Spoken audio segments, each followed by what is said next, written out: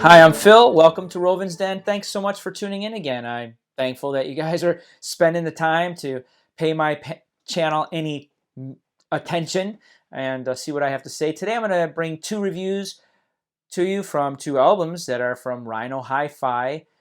Fantastic productions, fantastic packaging, and I'll go through briefly what those are and then my reactions to the albums. First one here is, of course, Black Sabbath's Paranoid. This is the second album from the band and the second release from Rhino Hi-Fi. Fantastic, limited to 5,000 originally. They're going to repress, I'm pretty sure, with unnumbered versions. But this here was cut on 180 gram vinyl from Kevin Gray over at Coherent, and just a phenomenal design, phenomenal pressing. You see the gatefold here, beautiful image in there of the band. Of course, this album famous for their songs War Pigs, Iron Man, Planet Caravan, and just a wonderful production all around. You know the Obies that are coming on the Rhino Hi-Fis. Of course, it tells you about the exclusive insert with commentary by engineer Tom Allen. Of course, press at Optimal Media. Here's that insert. Here again, just a reproduction of the tapes. They say they're the original London tapes, so I'm wondering if that's accurate or not. But absolutely amazing to even see these. I just love the detail. I kind of would like to have liner notes. I mean, the lyrics included in here, maybe with a replica of the original inner sleeve or something. But this is fine. And then it has, of course, that wonderful essay that I mentioned. And just hearing the history of the production of it is fascinating, or reading it is a fascinating thing. And then, of course, the vinyl itself, they come in these polyline sleeves, which I'm so thankful of and grateful. You can see how it's mangled, though. My Doors one was completely destroyed because of the tight fit, and I'm not putting it back in the sleeve. It'll be going into my outer sleeves that I have. But a couple of notes on it that I took. When I first dropped the needle on it, I've listened to it about 4 times now since I received it, and it's just the moment that needle hits the groove. Wow. Just with War Pigs, the sirens going, it feels like there's literal air sirens going on in my house. It was just phenomenal, the depth of the sirens and the atmosphere of it. But what more can we say? I don't know a lot of people have already done reviews on that opening song on this particular pressing. But, when it got into the second song, Paranoid, originally they operated under the song's title of Single. They didn't have it. They were short when they made the album. And so they recorded it wrote it and recorded it in the studio, all of over like 25 minutes or something, the notes say. But the moment that song kicks in, it just chugs. It is unbelievable. You can feel it in your chest. And again, I mentioned before, I'm not using a subwoofer. I am using the Project Debut 2, Debut Evo 2, with its original stylus. But man, oh man, it just chugs. It's amazing. The bass just thumps, and the grunginess of the guitars, filling out the room. And as I said, the drums just thump, thump, thump. It's mesmerizing. The sound just engulfs the listener in the room. Fantastic. Planet Caravan. Now, this song, when that started, the drums were front and phasing between the right, the center, the left. It was, I said this, and I hate to repeat the same thing, but it was so mesmerizing. For the first time, actually, and this album is 55 years old. It's been listened to by myself who knows how many times throughout the years. And I'm very familiar with just the cassette original that I had, and the CD, and the radio, and the streaming, and so many ways. But this was the first time that I can recall in memory, without doing a shootout, that I could distinctly tell that voice was Ozzy's voice. That's how clean and clear and crisp and detailed this pressing is.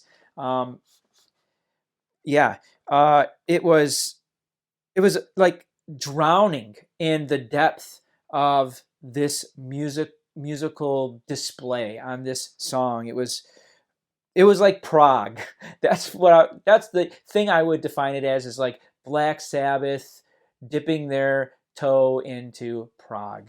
And then, of course, Iron Man, more of the same, actually, after the first two.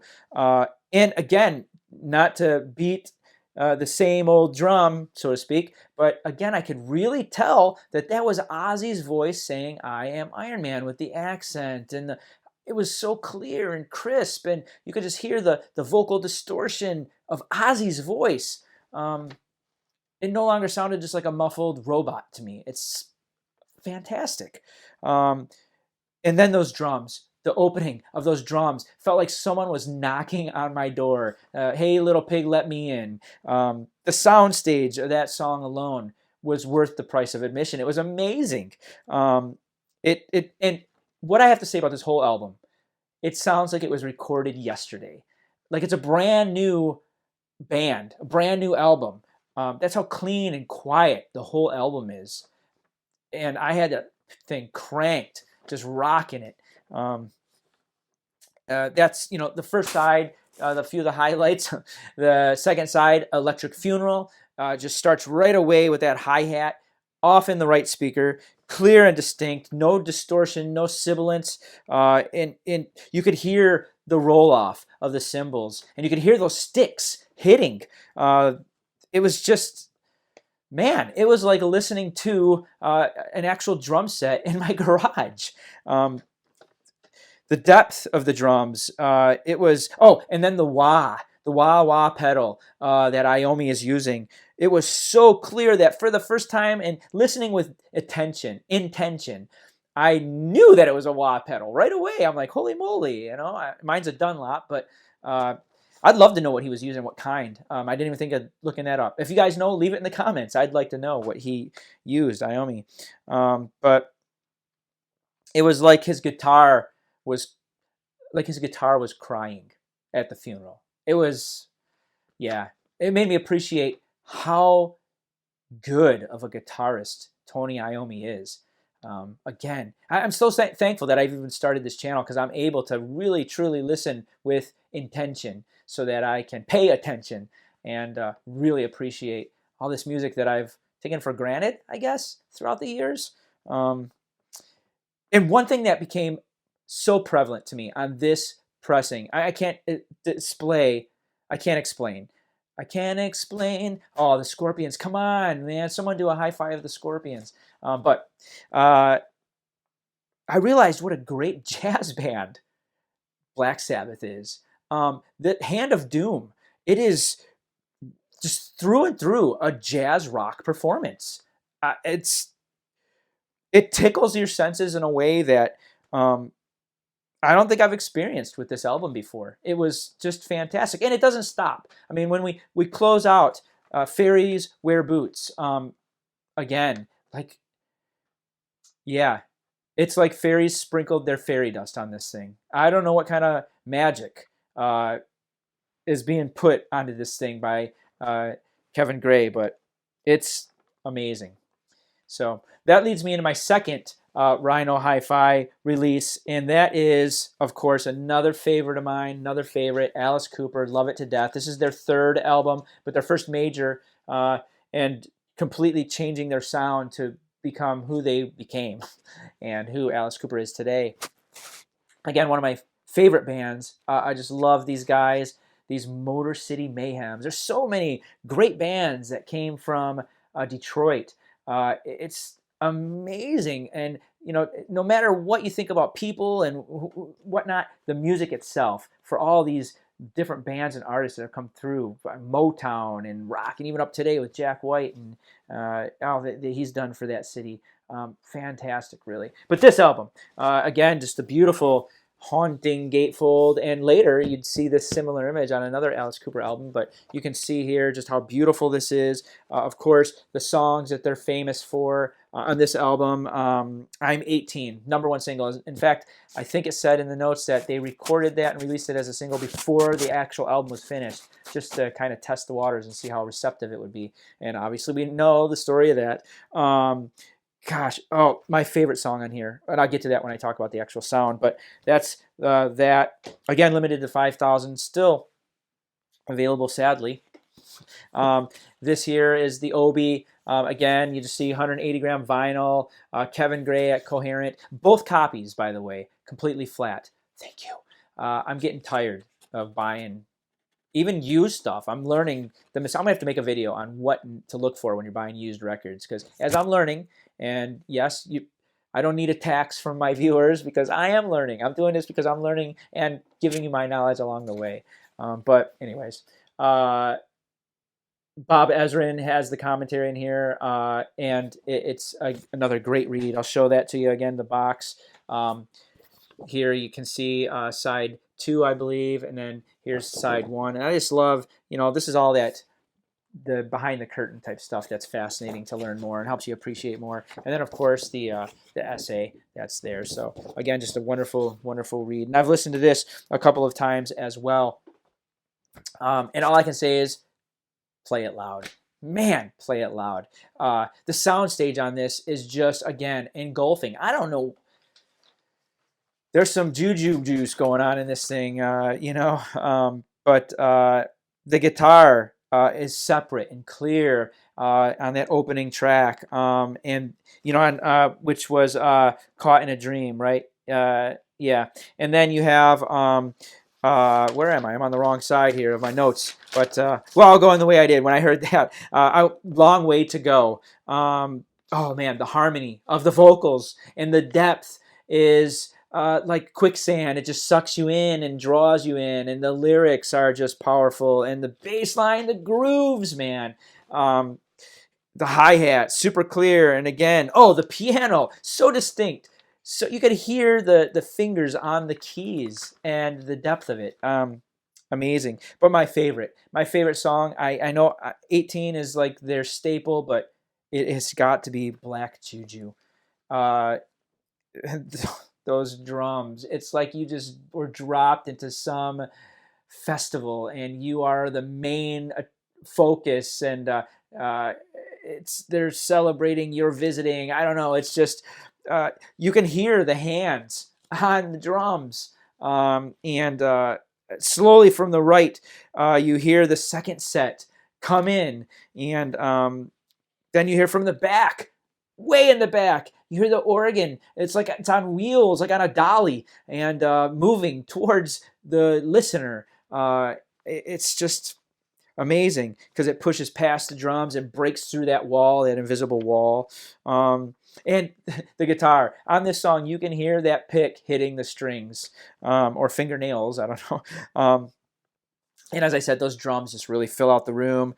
And then the moment in the song when Alice whispers, it's the only thing heard. Silent as a lamb. And then the top of the rim and the just ethereal guitar sounds just come swarming through like a storm, and bam, then the drums come in, and that rhythm again just droning and driving and mesmerizing. And so many wonderful experiences on all the songs in there. I'll touch on, It Is My Body, the hi-hat and the snare on the outers, and the center and the right, and then the guitar just comes grunging in from the left. That should be the other left, and then Cooper is just dead center, and the solo, oh my goodness, it's just boom, out front, shining right in your face, like your front stage at the concert.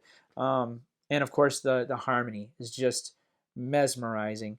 And then by the time the final track and Sunrise ends, one thing becomes abundantly clear through listening of this pressing of this album.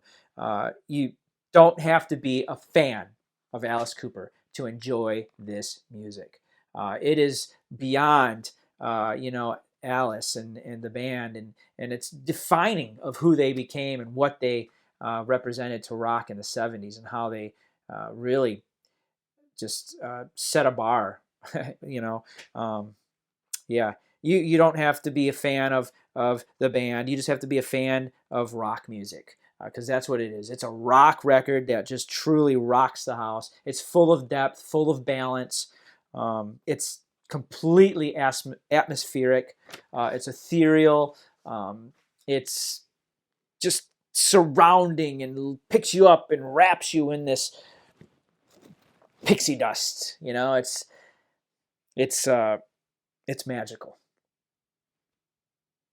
Because my saying, this record truly helps you realize, without a doubt, and the Sabbath one as well.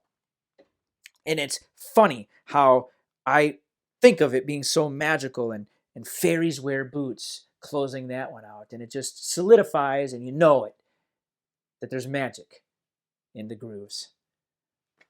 Thanks for watching. I'll see you next time.